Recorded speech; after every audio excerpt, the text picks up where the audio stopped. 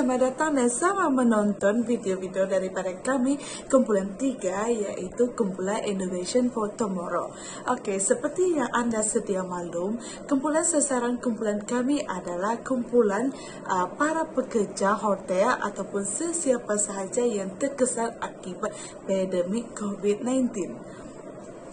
Jadi, anda yang sedang menonton video ini, anda sekarang telah berada di video submodul yang kedua di dalam kumpulan kami. Okey, submodul yang kedua ini adalah submodul say goodbye to my stress. Okey, submodul ini untuk pengetahuan anda semua, submodul ini akan dikenalikan oleh dua orang versi. Okey, versi yang pertama adalah versi Philadelphia, yaitu saya sendiri, dan rakan seperjuangan saya iaitu versi Lawrencia. Okey, untuk pengetahuan semua, dalam submodul ini terdapat 3 bahagian. Okey, bahagian yang pertama adalah mengenai apa itu stres. Dan bahagian yang kedua adalah mengenai apa itu burnout. Dan bahagian yang ketiga adalah amalan 10B bagaimana untuk menangani stres dan burnout. Sebelum pergi dengan lebih lanjut, saya akan menerangkan kepada anda sekalian mengenai 3 objektif submodul ini. Okey, objektif yang pertama submodul ini adalah pemahaman mengenai stres dan burnout dengan lebih mendalam. Yang kedua adalah pengetahuan mengenai aplikasi pengurusan stres dan burnout dengan lebih efektif. Yang ketiga adalah pemahaman mengenai amalan 10B dalam mengenali stres dan burnout. Kita masuk kepada bahagian yang pertama di dalam submodul ini, iaitu apa itu stres. Masuk kepada bahagian yang pertama, iaitu mengenai apa itu stres. Okey, di sini saya akan menerangkan kepada anda mengenai apa definisi stres tersebut. Okey, menurut Nur Izzati 2019, stres adalah merupakan satu gangguan emosi dari hasil daripada tindak balas sesuatu yang di luar kawalan ataupun di luar kebiasaan maupun di luar kemampuan seseorang individu tersebut. Anda pasti tertanya, apa yang dimaksudkan dengan di luar kawalan, di luar kemampuan ataupun di luar kebiasaan tersebut tadi kan? Okey, jangan risau, saya akan membawa anda semua untuk melihat beberapa contoh daripada keratan akhbar online yang berada di Malaysia. Seperti yang kita lihat di sebelah sini, iaitu keratan akhbar online daripada Free Malaysia Today yang bertarikh pada 31 Oktober 2020 mengatakan pekerja sangat tertekan dengan kehilangan pekerjaan dan kekurangan pendapatan ekoran pandemik COVID-19, kata Muhammad Effendi Abdul Ghani selaku Timbalan Presiden.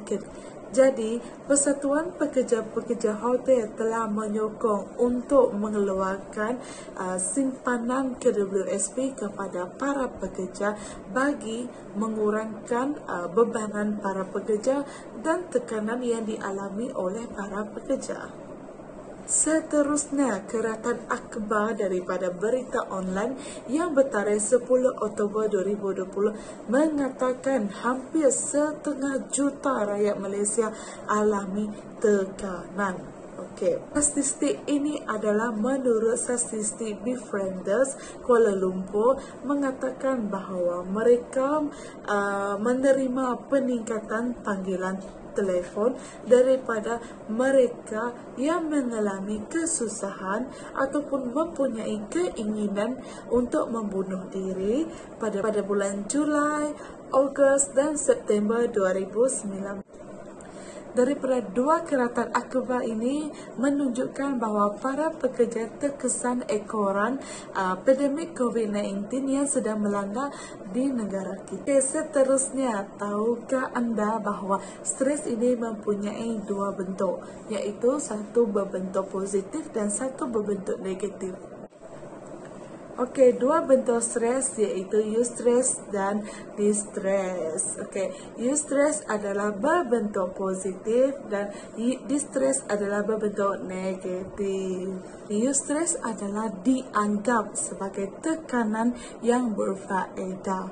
Hal ini kerana eustress adalah dapat meningkatkan motivasi anda untuk melakukan sesuatu tugas tersebut.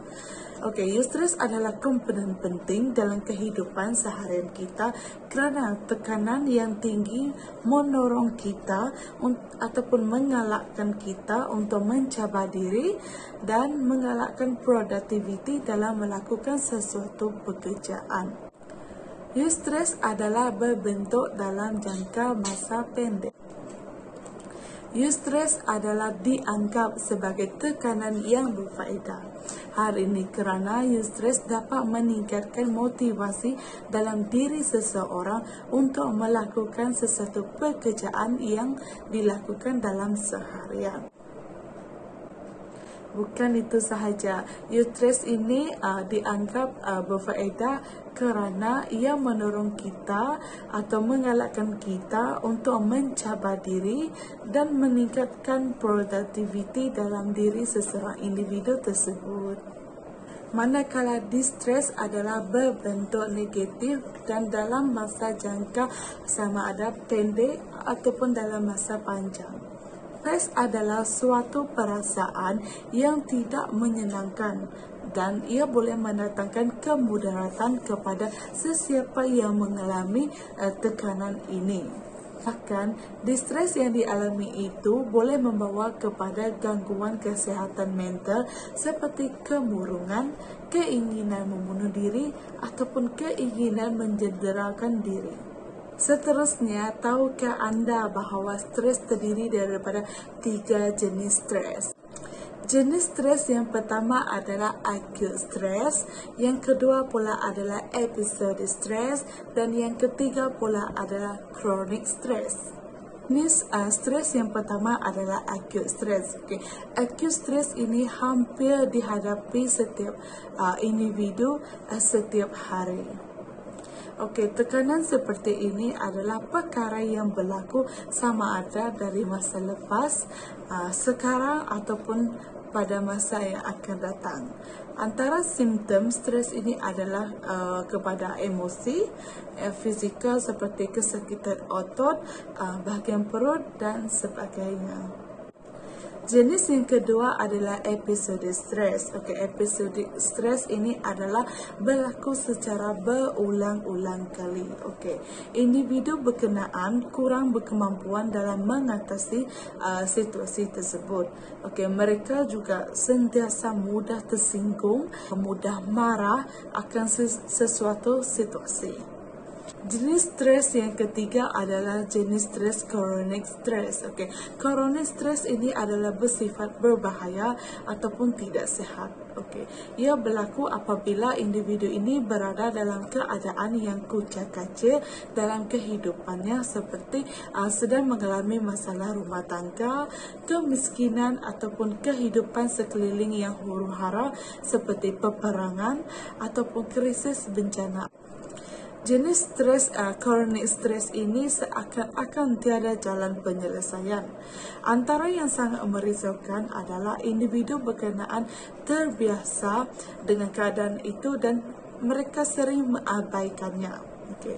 Akhirnya, stres ini akan memakan diri individu tersebut secara perlahan melalui penyakit kronik seperti serangan jantung, stroke ataupun kanser. Okay. Individu yang berkenaan juga mungkin akan melakukan sesuatu yang di luar kawalan seperti mencederakan diri ataupun membunuh. Okey, kita akan pergi kepada apakah tanda-tanda awal jika seseorang individu itu mengalami stres. Okey, tanda-tanda awal yang pertama adalah susah untuk individu tersebut memberikan tumpuan kepada sesuatu perkara yang sedang dilakukan.